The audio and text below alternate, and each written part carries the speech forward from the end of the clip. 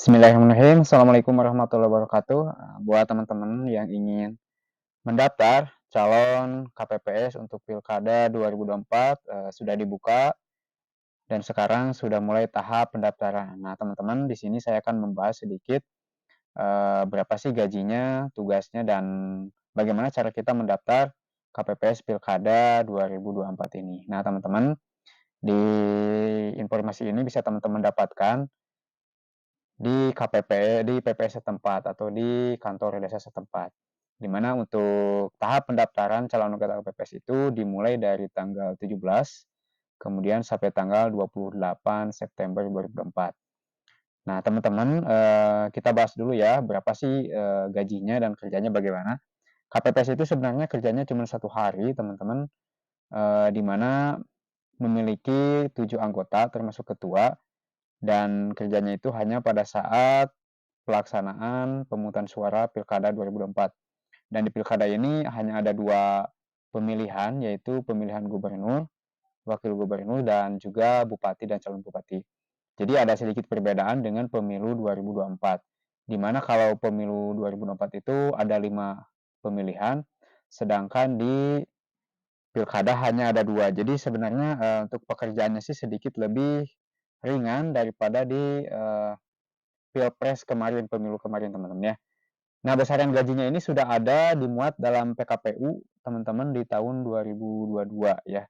Kalau nggak salah untuk Pilkada 2024 ini, gajinya untuk ketua KPPS itu 900.000 ya, per orang. Itu kerjanya kan cuman, pada saat pelaksanaan saja, jadi cuma sekali, teman-teman ya, dibayarnya itu cuma sekali pada saat pelaksanaan, dan juga, sebenarnya ini pelaksanaannya tidak sampai 1 bulan, teman-teman ya, hanya sekitar, 1 minggu.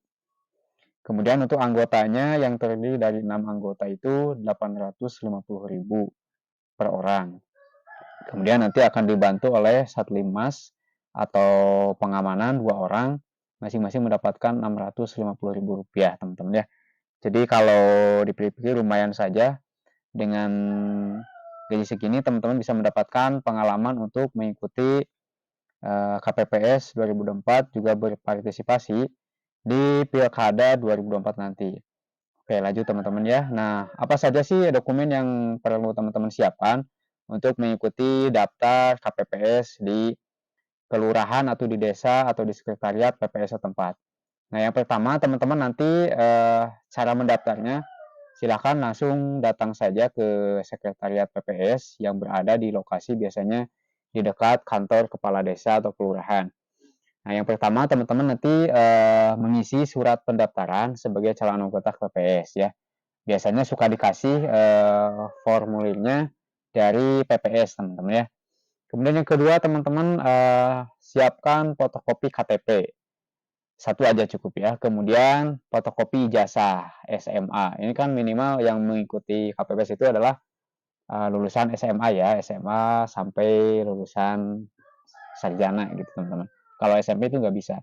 Kemudian teman-teman membuat surat pernyataan bermaterai. Nah, ini surat pernyataannya sudah disediakan oleh pihak PPS yang menyelenggarakan, seleksi KPPS. Teman-teman nanti dikasih materai, kemudian surat keterangan sehat jasmani.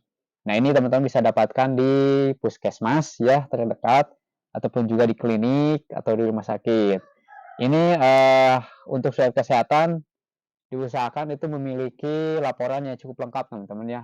Mulai dari, tinggi badan, kemudian berat badan, eee, kolesterol, HB itu kan, minimal itu ada, teman-teman ya. Dan itu harus normal, teman-teman, hasilnya gitu kan, hasil ceknya harus normal.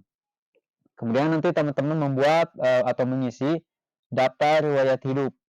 Nah, ini kan sudah ada formulirnya daftar riwayat hidup, kemudian ditempelin foto di sebelah kanan atasnya itu ukuran 4 kali 6 ya. Kemudian nanti surat keterangan ini untuk yang,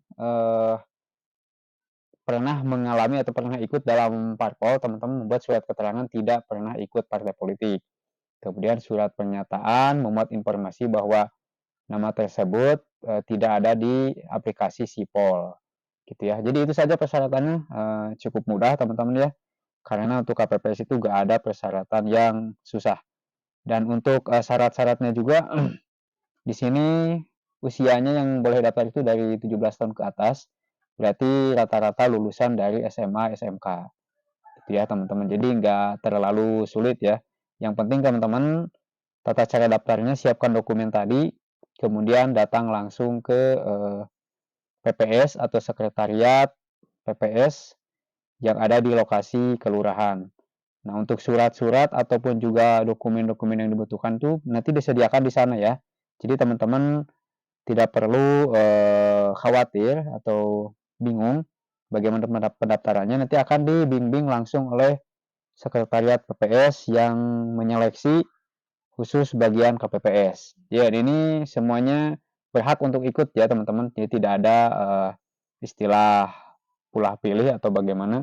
Semua orang boleh berpartisipasi asalkan dia memiliki keinginan untuk ikut mengikuti tahapan seleksi KPPS.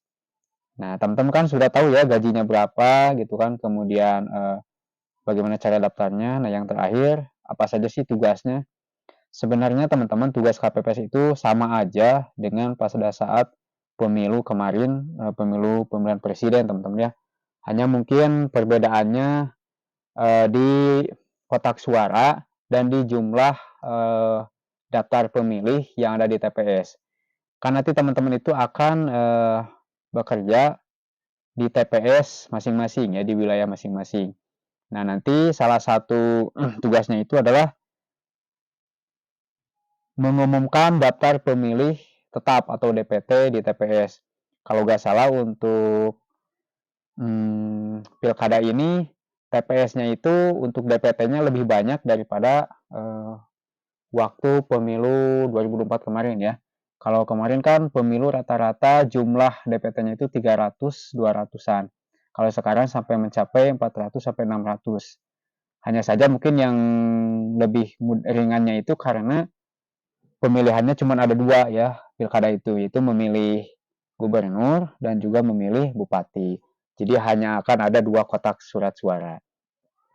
Nah, teman-teman untuk materi atau untuk tugas KPPS-nya sebenarnya teman-teman bisa dibaca aja di peraturan KPPS atau PKPU nomor 8 tahun 2022.